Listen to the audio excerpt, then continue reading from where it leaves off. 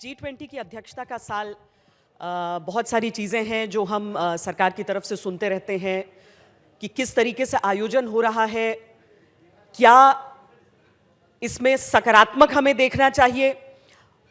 और इन्हीं सारी चीज़ों के बीच और उसके पूरे विश्लेषण के लिए हमारे साथ मैं आपको यहाँ पर आपके पूर्व एक्सटर्नल अफेयर्स मिनिस्टर के तौर पर सलमान खुर्शीद जी को का स्वागत मैं करना चाहूँगी, क्योंकि इसके बहुत सारे बिंदु हैं जो हम सब समझना चाहते हैं। और शायद नई पीढ़ी के लिए थोड़ा सा विस्तार से बताते हुए मैं 1994 से शुरू करना चाहती हूँ, जब नरसिम्हा जी प्रधानमंत्री थे और कश्मीर के मुद्दे पर पाकिस्तान की तरफ से एक रेजोल्यूशन लाने की कोशिश की गई थी। उसके लिए जेनीवा में जिस प्रतिनिधिमंडल को भेजा गया था उसका नेतृत्व अटल बिहारी वाजपेयी कर रहे थे, और उस पूरी टीम का सदस्य थे आप मिनिस्टर ऑफ स्टेट के तौर पर फॉर एक्सटर्नल अफेयर्स। दो धुरी वाली पार्टियां एक साथ वहां पर जाकर हिंदुस्तान का प्रतिनिधित्व करके आई, और वो एक ऐसी लड़ाई थी जिसमें हम सफल हुए थे, इस कारण क्योंकि भारत एक देश के तौर पर वहां पर अपना प्रतिनिधित्व कर रहा था। आज जब हम G20 की अध्यक्षता वाले साल में हैं और अब लीडर्स समिट होगा, क्या हम वो एकता देख रहे हैं देश में? देखिए, एकता तो मानना चाहिए कि हमेशा रहती है, और जो प्रतिनिधित्व करता है भारत का प्रधानमंत्री होता है, उसको सभी लोग प्रधानमंत्री मानते हैं, और किस मंच पे भी प्रधानमंत्री हो वो भारतवर्ष का होता है। हाँ, ये दूसरी बात है कि कभी कभी सरकार को और सरकार के मुखिया को, प्रधानमंत्री को कुछ निर्णय लेने होते हैं, विशेष इनिशिएटिव लेने होते हैं, जिसमें शायद हमेशा संभव ना हो कि आप विपक्ष को या अन्य दल के लोगों को साथ ले सकें।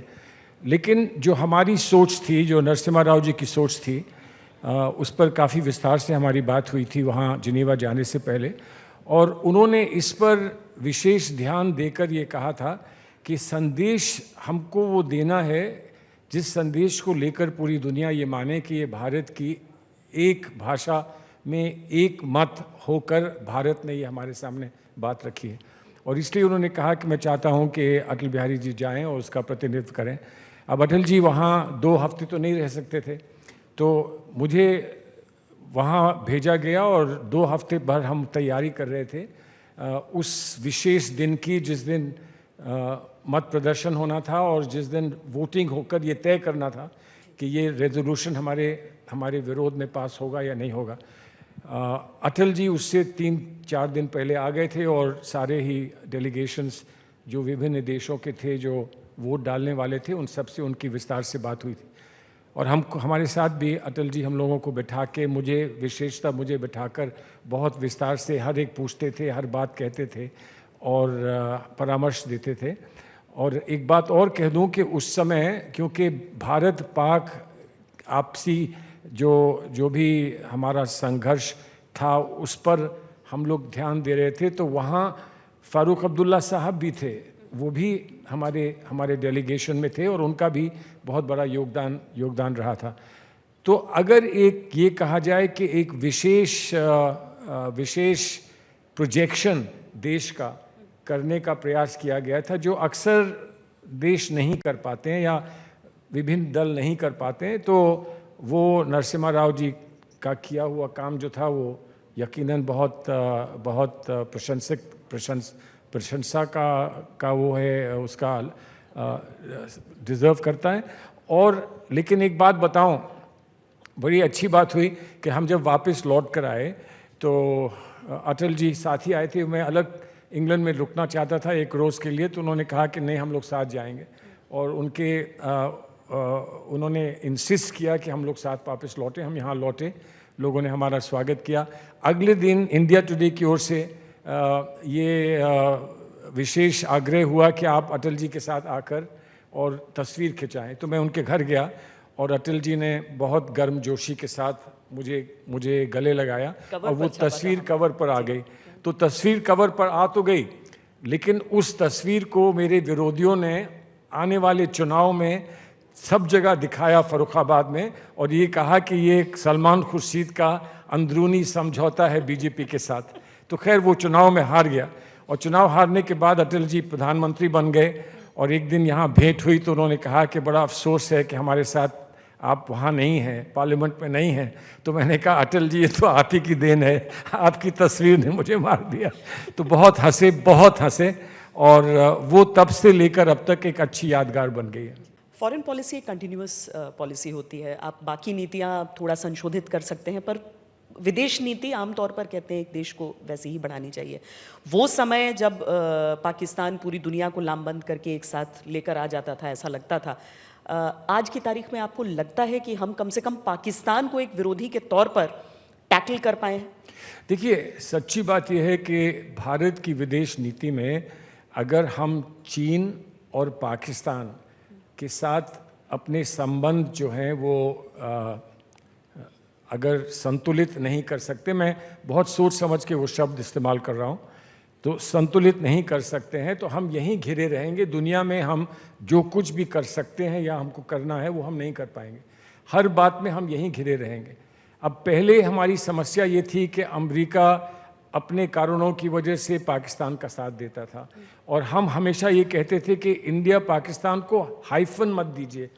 आप जब भी आपका कोई बड़ा नेता आता है अमेरिका से तो वो कहता है कि हम पाकिस्तान और इंडिया जा रहे हैं। हम ये नहीं चाहते, हम चाहते हैं कि आप हमसे आएँ, मिलें, अलग से वार्ता करें, हमारी अलग से संबंध हों, पाकिस्तान उसमें आड़े ना आए, उसमें बीच में ना आए। आप पाकिस्तान से संबंध रखना चाहते हैं तो आप अलग जाएं।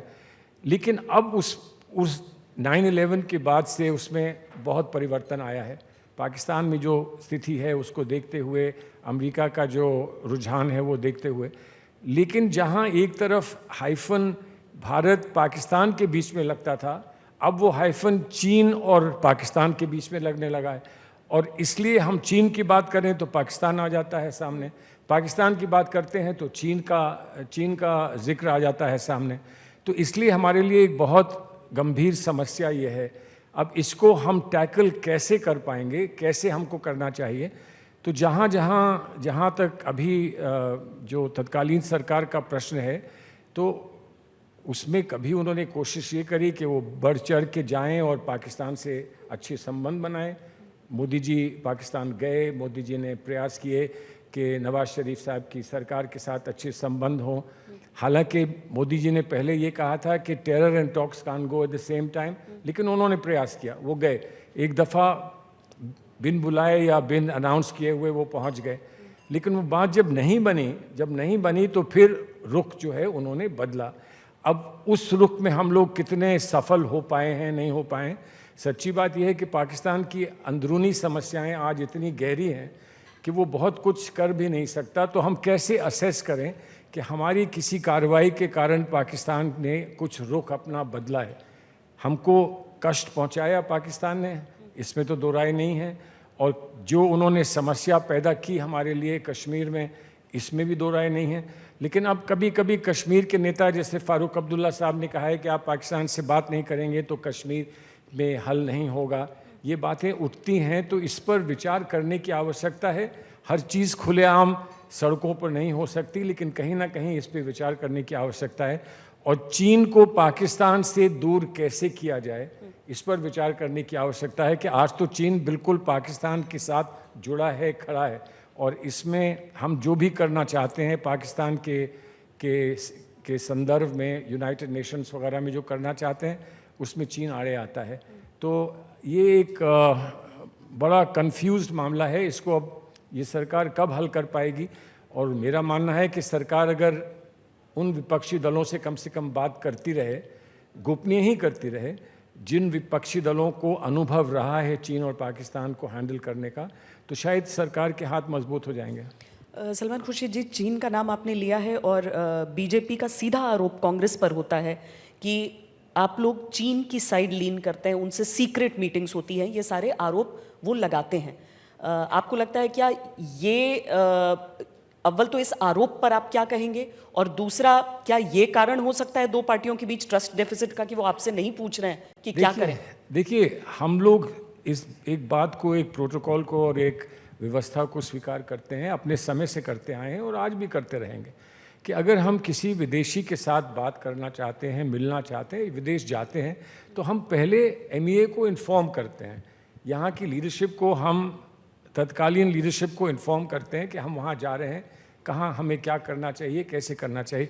अगर हम में से कोई भारतवर्ष से बाहर जाता है और वहाँ पर हमारा एम्बेसडर या हमारा हाई कमिश्नर ये कहे कि मेरे आपसे कोई संबंध नहीं है, आपको जो करना है वो करिए, मैं नहीं आऊँगा, वो भी गलत है। वो आकर उसको हमें वैसे ही ब्रीफ करना है जैसे वो सरकारी पक्ष को ब्रीफ करता है कि हमें भारत के इंटरेस्ट में, भारत के हित में यहाँ क्या कहना है और आपको ये नहीं करना चाहिए। मेरा आपसे आग्रह है कि आप ये ना करें, और हम उसको स्वीकार करेंगे। अगर हम उसकी काट नहीं कर सकते हैं तो हम स्वीकार करेंगे। अब समस्या इस वक्त ये है कि चीन के साथ किसके संबंध नहीं है। कितनी दफ़ा प्रधानमंत्री मोदी जी प्रधानमंत्री बनने से पहले जब वो CM थे गुजरात के, तो कितनी दफ़ा चीन गए थे और चीन के साथ क्या क्या समझौते करके आए थे। और फिर झूले पर आज भी हम वो तस्वीर देखते हैं कि चीन के प्रेसिडेंट के साथ झूले पर बैठे हैं, बात कर रहे हैं, तो वो क्या बात कर रहे हैं। और हम कहीं अगर बात कर लें तो ये माना जाता है कि ये देशद्रोह का काम कर रहे हैं, कि आप भारत को लेट डाउन कर रहे हैं। चीन के साथ बातचीत और चीन के साथ इंटेलेक्चुअल लिंक्स बने रहने चाहिए कि नहीं रहने चाहिए, खुले होने चाहिए, गोपनीय नहीं होने चाहिए, छुप कर नहीं करना चाहिए। लेकिन अगर ये समझा जाता है, पाकिस्तान के साथ भी हमारे कितने ही बड़े रिटायर्ड आर्मी के ऑफिसर्स हैं जो ट्रैक टू डिप्लोमेसी पाकिस्तान के साथ करते हैं, और कभी किसी ने नहीं कहा कि आप ये देश के विरोध में कर रहे हैं, देश के हित के लिए ही किया जाता है। तो ये आरोप लगा देना बड़ा आसान है, लेकिन ऐसे आरोप लगने चाहिए नहीं लगने चाहिए, मैं समझता हूँ इस पर कुछ थोड़ी चर्चा की आवश्यकता है।